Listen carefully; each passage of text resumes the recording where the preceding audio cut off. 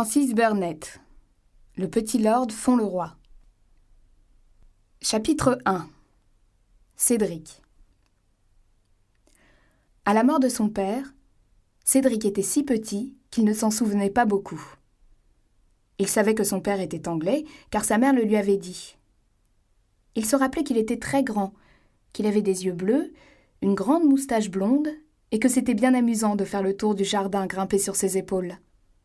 C'était à peu près tout. Cédric savait aussi qu'il valait mieux ne pas parler de son père devant sa mère, parce qu'elle se mettait à pleurer. Quand son père était tombé malade, on avait éloigné le petit garçon, et à son retour, c'était fini. Sa question « Est-ce que papa va mieux ?» était restée sans réponse. Sa mère l'avait serré très fort dans ses bras en pleurant, et Cédric avait compris. Cédric évitait donc d'en parler devant Chéri, nom que son père donnait habituellement à sa femme et que le petit garçon utilisait pour faire comme lui. Mais il savait aussi que Chéri ne devait pas rester trop longtemps à réfléchir toute seule, en contemplant le feu par exemple ou en regardant par la fenêtre, et il s'efforçait de la distraire. La mère de Cédric, Madame Hérol, connaissait peu de monde. Cédric ne s'en doutait pas et ne le comprit que beaucoup plus tard. En effet, lorsque le capitaine Hérol de l'armée britannique avait fait la connaissance de Chéri, elle n'était qu'une orpheline très jolie, qui servait de demoiselle de compagnie à une vieille dame riche et désagréable. Un jour où le capitaine venait faire une visite à la vieille dame, il avait croisé dans l'escalier cette jeune fille qui montait dans sa chambre en pleurant.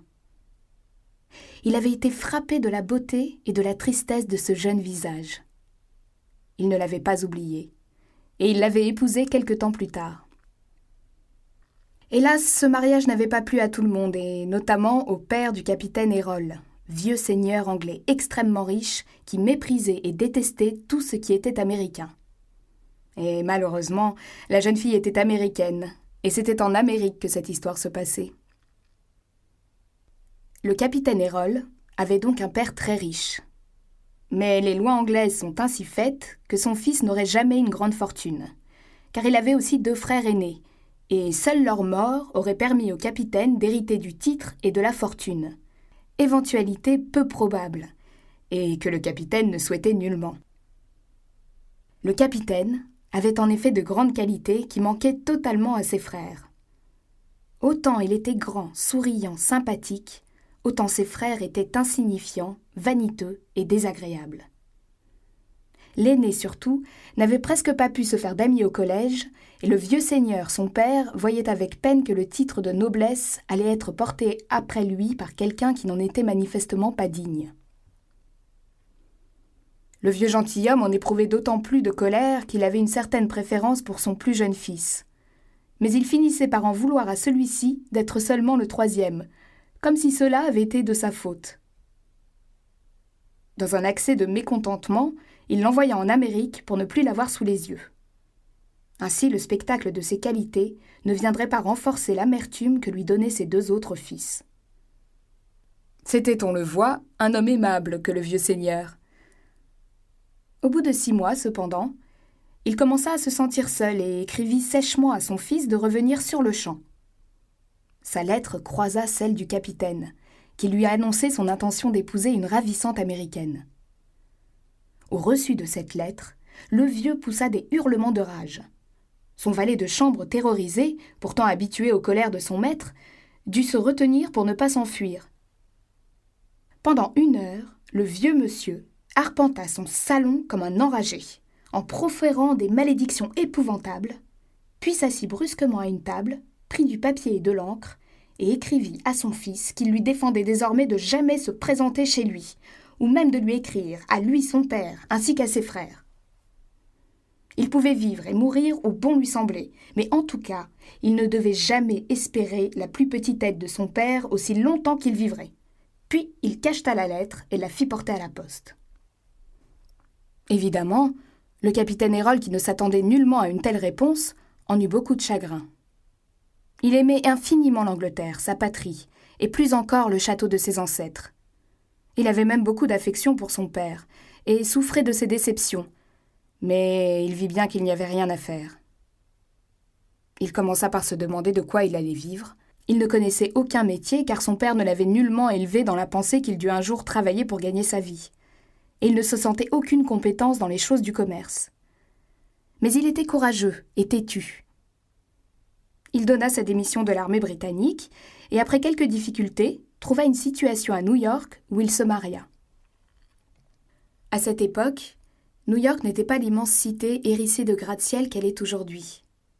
C'était cependant déjà une fort grande ville, très prospère, et le capitaine trouva une toute petite maison dans une rue écartée et tranquille, où il alla habiter avec sa femme. C'est dans cette maison que le petit garçon nommé Cédric vint au monde. La maison n'était pas grande, mais l'intérieur était arrangé avec tant de goût, on y était si bien et l'on s'y amusait tellement que, pas un jour, pas une seconde, le capitaine Hérol n'eut le moindre regret d'avoir épousé la pauvre orpheline. Il était également très fier de son petit garçon. Il est vrai que celui-ci semblait avoir accumulé sur son berceau les bénédictions de toutes les fées de l'univers. Il n'était jamais malade, et il avait si bon caractère que c'était un plaisir pour tout le monde. Il avait une masse de cheveux dorés, bientôt coiffés en longues boucles tombant sur ses épaules. Il avait de grands yeux noisettes. Il était si solide qu'à 9 mois, il commençait déjà à marcher. Il semblait se rendre compte de la sympathie que l'on éprouvait pour lui et considérait tout le monde comme ses amis. Si quelqu'un lui parlait, au cours de ses promenades, le petit Cédric le regardait et lui souriait amicalement. Le moyen de ne pas rendre son sourire à un tel petit garçon. Aussi, dans tout le quartier, ne comptait-il que des amis et ne voyait-il que des visages rieurs, même celui de l'épicier du coin, dont le mauvais caractère était à juste titre réputé. À mesure qu'il grandissait, il devenait de plus en plus gentil, étant convaincu que le monde n'est rempli que de gens aimables. Il est vrai aussi qu'il était d'une nature confiante et qu'il souhaitait faire plaisir aux autres. Peut-être était-ce dû au fait qu'il voyait surtout vivre son père et sa mère, qui avaient tous deux des manières pleines d'amabilité et de politesse.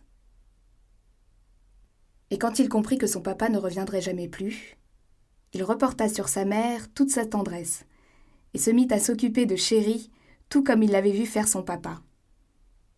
Il était encore bien petit, mais il grimpait sur le divan où sa mère était assise songeuse et lui apportait ses livres d'images, ou bien il se blottissait contre elle et appuyait sur son épaule sa tête blonde et bouclée. Bien sûr, il était trop petit pour imaginer autre chose pour consoler sa mère, mais il réussissait peut-être mieux qu'il ne le croyait lui-même. En effet, Cédric lui tenait si bien compagnie qu'elle n'avait guère envie de voir d'autres gens. Ils se promenaient, ils se parlaient, ils jouaient ou ils étudiaient ensemble. Il apprit très vite à lire, et à partir de ce moment, passa ses soirées étalées à plat ventre sur le tapis, devant le feu, à lire à voix haute tout ce qui lui tombait sur la main, passant sans hésiter des livres pour enfants aux livres pour adultes, et parfois même au journal. Dans la cuisine, la vieille bonne Mary entendait parfois Madame Hérol rire aux éclats des réflexions étranges faites par le petit Cédric sur les phrases incompréhensibles qu'il trouvait dans ses lectures. « Vous savez, monsieur Hobbs, disait Mary à l'épicier du coin, il y a vraiment de quoi rire de ses drôles de petites manières et de sa façon de parler comme les grandes personnes. Tenez, le soir de l'élection du président des États-Unis, n'est-il pas venu me trouver dans ma cuisine, le regard fixe, les mains dans les poches, sérieux comme un chat, me dire tout à coup « Que pensez-vous de l'élection présidentielle, Mary ? Je suis républicain, moi, comme Chéri. Et vous, Mary ? Désolé, je lui réponds, moi, monsieur Cédric, je suis démocrate. Oh, me dit-il avec un regard de consternation. Mais Mary, vous ne voyez donc pas qu'avec les démocrates, la nation court à sa ruine ? Et depuis, il vient tous les jours dans la cuisine pour discuter de politique et essayer de me faire changer d'opinion. Vous vous rendez compte ? Mary aimait beaucoup Cédric. Elle était entrée au service de Madame Hérol à la naissance du petit garçon, et depuis la mort du capitaine, faisait tout dans la maison. Fière de ce petit bout d'homme, elle n'hésitait pas à se lever tôt et à se coucher tard pour préparer ou nettoyer ses affaires, afin qu'il ait toujours l'air d'un petit prince. « Car il a l'air d'un petit prince, vous savez, disait-elle à qui voulait l'entendre. Je voudrais bien qu'on me montre un seul de ces petits messieurs de la très élégante 5e avenue qui est aussi bon air. On dirait un petit lord quand il se promène avec son petit costume de velours noir et son collet de dentelle. » Il est vrai que Mary n'avait jamais vu de lord, et que Cédric ignorait entièrement ce que cela pouvait bien être. Son meilleur ami était Monsieur Hobbs, l'épicier bougon, qui ne bougonnait jamais avec lui. Cédric l'admirait et le respectait beaucoup. Il croyait que Monsieur Hobbs était un homme extrêmement puissant et extrêmement riche, vu la grande quantité de choses qu'il détenait dans son magasin, telles que des pruneaux, des bougies, des figues sèches et du savon. En plus, il avait un cheval, et une charrette à laquelle il attelait le cheval. Cédric aimait bien aussi le laitier et la marchande de pommes, mais évidemment, Monsieur Hobbs était un bien plus grand personnage. Le grand respect que Cédric professait à l'endroit des opinions du digne épicier faisait que Monsieur Hobbs tenait le petit garçon pour un jeune homme sérieux avec qui l'on pouvait causer. Et de fait, Cédric venait tous les jours causer avec Monsieur Hobbs sur un grand nombre de sujets passionnants, comme par exemple le 4 juillet, la fête nationale américaine.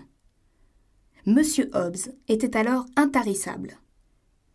Il n'en finissait pas de raconter à Cédric la glorieuse épopée de la Révolution et de la guerre d'indépendance des États-Unis, alors simple colonie de la Grande-Bretagne.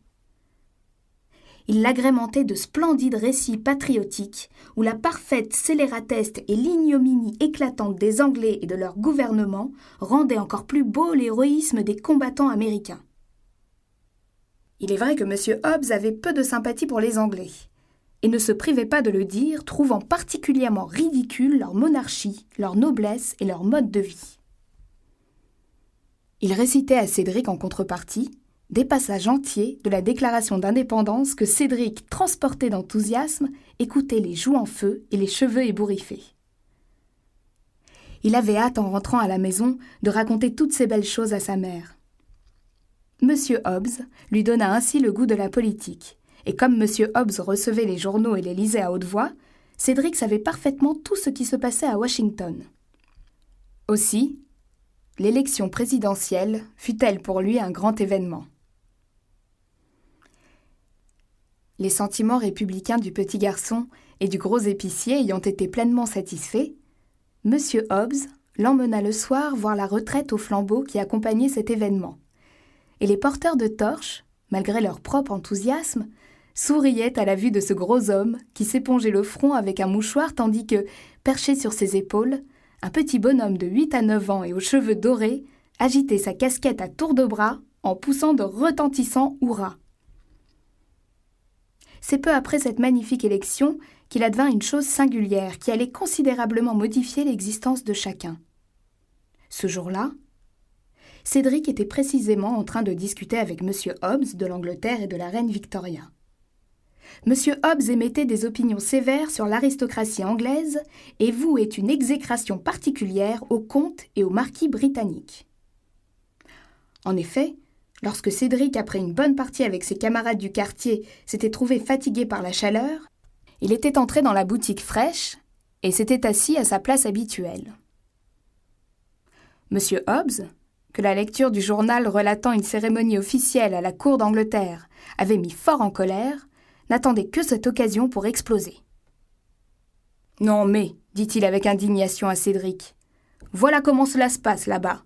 N'est-ce pas scandaleux ? Mais croyez-moi, le jour viendra où ils en auront assez, et tous ceux que les comtes et les marquis écrasent et piétinent tous les jours se redresseront, et alors gare aux comtes et aux marquis. Ce sera vite fait, croyez-moi, hop, les comtes et les marquis. » Cédric l'écoutait gravement et approuvait, les 2 mains au fond de ses poches pour faire comme M. Hobbs. « Comment est-ce, demanda-t-il, un comte ou un marquis? Vous en connaissez beaucoup ?»« Hein ?» s'étrangla M. Hobbs. « Dieu m'en préserve. Si jamais un de ces tyrans entrait dans ma boutique, tenez, je ne sais pas ce que je lui ferais. Un comte ou un marquis assis sur une de mes boîtes à biscuits, ferait beau voir. » M. Hobbs, enflammé par sa déclaration, s'épongea le front avec son grand mouchoir d'un air majestueux. « Peut-être qu'il ne serait pas comte ou marquis s'il pouvait être comme tout le monde, dit Cédric, vaguement soucieux de la triste position des comtes et des marquis. « Eux ? s'exclama M. Hobbs. Oh bien oui, dites-vous bien une chose, non seulement ils n'en ont pas honte, mais ils en sont même fiers. Voilà comment ils sont. Ils ont cela dans le sang. Ah oui, c'est une jolie espèce. Là-dessus, Mary fit son apparition dans la boutique. M. Hobbs et Cédric pensèrent qu'elle venait acheter quelque chose. Mais non, elle venait chercher Cédric. « Venez vite, mon trésor. Madame vous demande tout de suite. »« Que se passe-t-il » demanda Cédric en se laissant glisser aussitôt de son tabouret. « Chérie veut-elle faire une promenade ?» Mais Mary l'examinait avec des yeux ronds, comme si elle le voyait pour la première fois. « Eh bien, Mary » demanda l'enfant, « que se passe-t-il ? Est-ce que la chaleur vous incommode ?»« Non, dit Mary en sortant de sa contemplation. Mais il en arrive de drôles chez nous. Bon, allez, au revoir, monsieur Hobbs. » Cédric la suivit un peu inquiet. En réalité, il y avait une voiture arrêtée devant la maison, et le petit garçon vit par la fenêtre que dans le salon, quelqu'un parlait avec sa mère. Mary le mena d'abord dans sa chambre, où elle lui fit mettre en hâte son costume d'été, beige, avec une ceinture rouge, et brossa soigneusement ses cheveux blonds, tout en répétant à mi-voix. « Quelle affaire, mon Dieu, quelle affaire, est bien vrai !» Cédric ne lui demanda pas d'explication et descendit l'escalier en courant. En entrant dans le petit salon, il trouva un monsieur, fort maigre, au visage sévère et impassible, plutôt âgé, assis dans un fauteuil. Devant lui, sa mère était debout, toute pâle et les larmes aux yeux. « Cédric !» s'écria-t-elle en se précipitant vers son fils. « Mon petit chéri, te voilà !» Le vieux monsieur se leva de son fauteuil et regarda attentivement le petit garçon, en passant à plusieurs reprises son doigt sur son menton. Il parut plutôt satisfait de ce qu'il voyait, et dit lentement d'une voix grave : « Ainsi, c'est donc là le petit lord Fauntleroy. » Chapitre 2. Les meilleurs amis de Cédric. S'il y eut jamais sur la terre un petit garçon bien étonné de ce qui lui arrivait, ce fut à coup sûr Cédric. Non seulement ce jour-là, mais encore toute la semaine qui suivit. Sa mère commença par lui raconter une histoire si singulière qu'elle dut recommencer plusieurs fois, et lorsqu'il eut compris qu'elle était vraie, Cédric se demanda avec inquiétude ce que M. Hobbs allait en penser.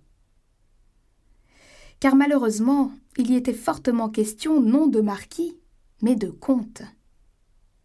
Et oui, son grand-père, qu'il n'avait jamais vu, était un de ces fameux comtes, et son fils aîné aurait été comte après lui, si par malheur il n'était pas mort d'une chute de cheval. Le second fils, autre oncle de Cédric, aurait été comte à son tour s'il n'était pas lui aussi mort, mais de la fièvre, à Rome. Après le décès de ses frères, le père de Cédric aurait dû être comte. Mais comme il était mort également, il n'y avait plus que Cédric pour devenir comte à la mort de son grand-père.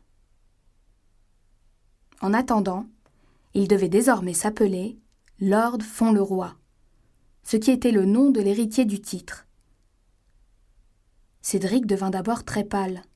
« Mais chérie, s'écria-t-il, je ne veux pas être comte.